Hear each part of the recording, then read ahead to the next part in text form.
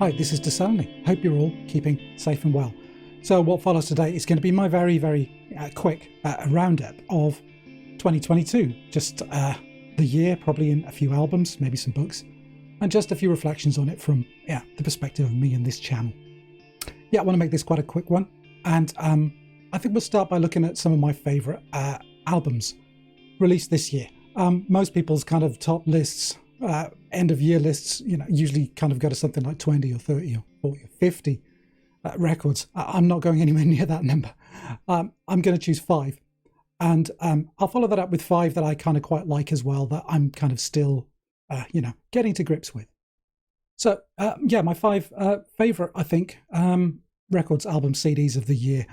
These aren't in any particular order. I hate ranked lists, as you may well know. These aren't in any particular order. First up, I've talked about it several times.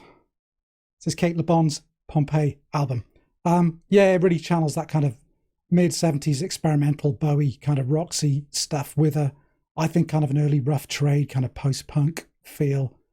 I just really love what Kate's doing. It's a fantastic record. Harbour might well be my favourite track of this year.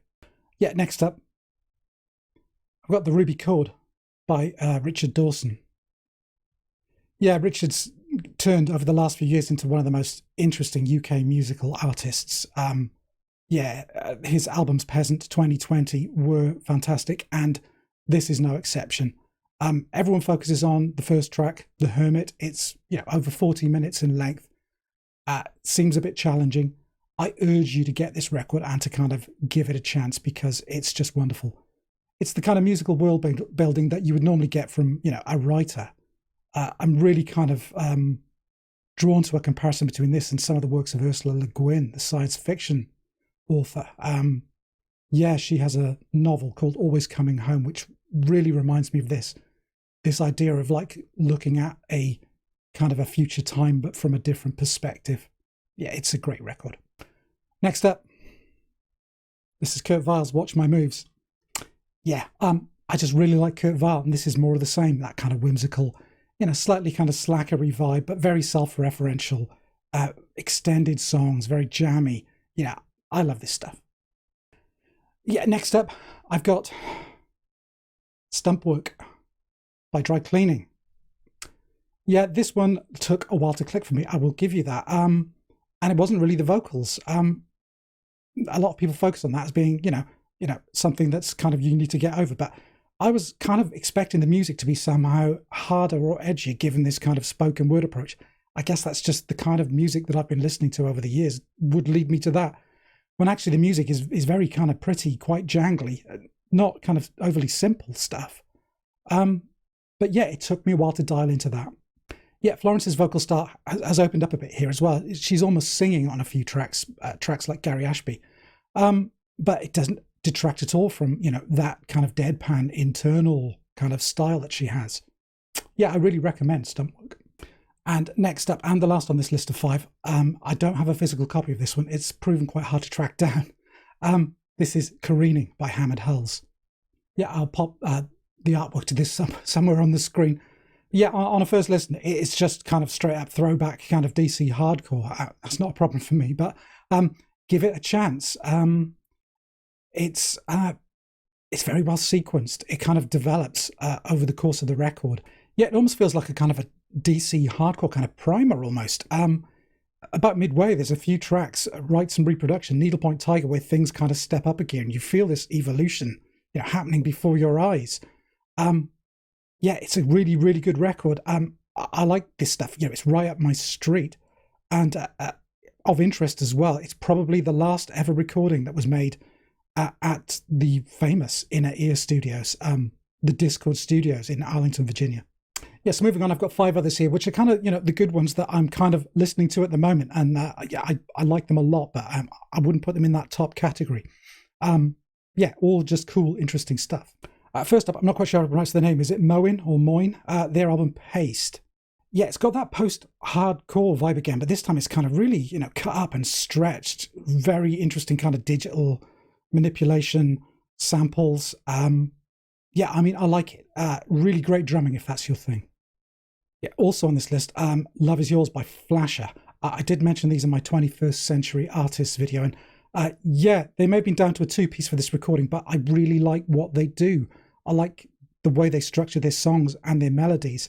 This one sounds poppier. I don't know if that's just down to the fact that they had to kind of do a lot of studio stuff to make up for just being a two-piece, but yeah, their music is still full of these little surprises that really kind of catch with me. Yeah, next up, God's Country by Chat Pile.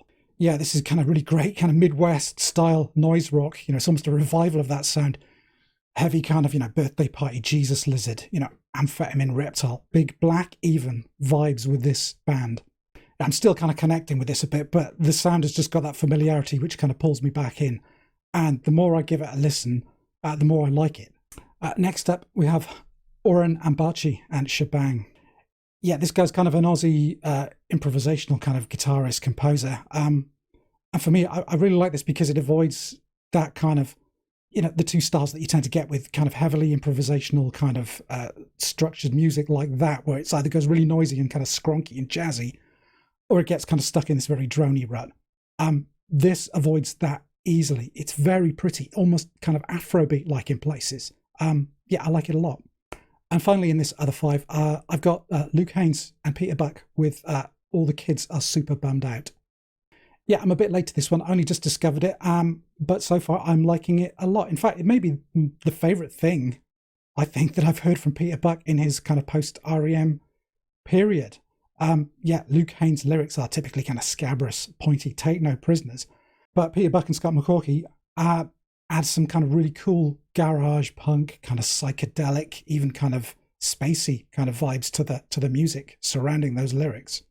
Yeah, it's a double album. There's a lot to take in. I've literally only started listening to it over the last 48 hours, but I'm enjoying it a lot so far. Okay, next up, I don't know if we've got many, readers, if you like reading books about music much, but I've read a few this year, so I just thought I'd cover some of the books that I've read that I've enjoyed. Not all of these came out in 2022. I will highlight the ones that did. So first up, this year, I kind of plowed my way through all of Peter Hook's autobiographies, I guess, covering all his periods during Joy Division, New Order, and the specific book that he wrote covering the period where he was managing the Hacienda pretty much, or certainly bankrolling it. Yeah, they're all really good fun. The thing that comes through in these books, I think, is Peter Hook's voice. It sounds like him. He's very conversational. He's a great raconteur. He's funny. That's why I enjoyed them. Yeah, I also read this one. This is John Higgs. It's his book on the KLF, which is KLF, Chaos, Magic, and the Band Who Burned £1 Million. Yeah, this just really gets under that kind of the whole situationist underpinning of a band like the KLF. Yeah, just a very quick, interesting read. And yeah, I just thought it was very insightful. Yeah, and finally, this was a Christmas present, and it is from 2022. This is Needles and Plastic by Matthew Goody. So this covers Flying Nun records from the period 1981 to 1988. Yeah, I've only sat down and kind of started dipping into this, but, I'm going to love it. And if you're a music nerd who's into that period of Flying Nun, who's into the Dunedin sound, that kind of period of evolution in the New Zealand kind of independent scene, yeah, it's pretty much essential. Yeah, there are a few things that came out this year that I'm looking to catch up with as soon as possible. There are a couple of books out about the fall. Steve Hanley wrote a great account of his time in the fall, apparently. I'll be looking for that one. And Steve Pringle also did kind of a complete recordings of the fall, which is meant to be pretty exhaustive. I'll try and flash up images of both of those books here for you. And another one I'm itching to get as soon as possible would be Hungry Beat by Douglas McIntyre and Grant McPhee. This is a look at the kind of the early Scottish indie scene from 1977 to 1984. Yeah, I had a lot of interest in one of my videos, the Nectarine number 9 video. Around about the same time of this book's release, I think I was getting some people who were kind of responding to some of my stuff on social media. So yeah, thanks to all those who viewed the video, and yeah, I fully intend to get the book as soon as I can. Yeah, so next, just a bit of channel news, really. Firstly, thank you, everyone who's watched anything. You've really helped grow this channel to the point it is at the moment, so I thank you very much for that. You may or may not have noticed, one of my videos has just gone over 1,000 views. Yeah, it's kind of small potatoes, but it's the first time that's happened, so it's kind of evidence to me that maybe I am getting slightly better at making these videos. So hopefully I can use what I've found already to kind of take into the new year with some new content. Yeah, I was trying to finish 90s Overlooked and Underheard by this time, but you know what it's like this period between Christmas and New Year. It's always kind of more busy than you think, and I haven't had a chance to, but apologies for the delay. We will finish that very early in the new year. Finally, just a bit of personal stuff. I tend to kind of try and keep this off the channel, but I'm just going to kind of open up just a little here. Yeah, I don't want to be oversharing. Yeah, it's been a pretty tough year for us as a family. I've probably alluded to a few things in one or two videos. I forget, but just to flesh it out a little here. Yeah, we had to deal with kind of a very, very close family member who had some very long-term ongoing health issues.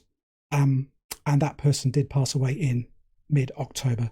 So it's been quite a difficult time for us as a family, and my wife particularly so.